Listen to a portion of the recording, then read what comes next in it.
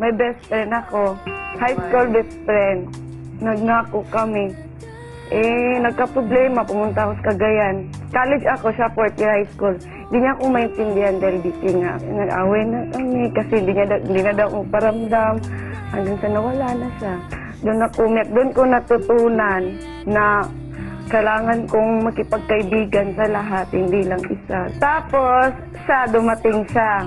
Pagsubok, dumating din. Dumating yung point na nabalik yung na-feel ko noon. Pero,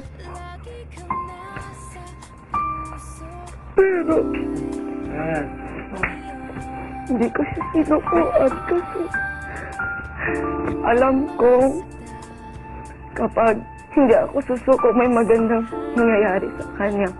Naniniwala ako sa kakayahan niya. At kailangan niya ako, ate. Itong cheer na to, deserve niya to.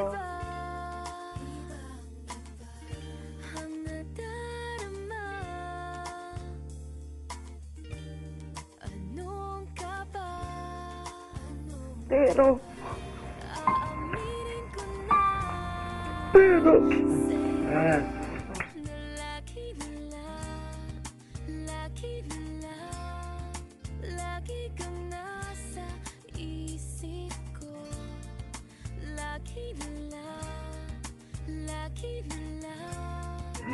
Kuya, I'm proud of you.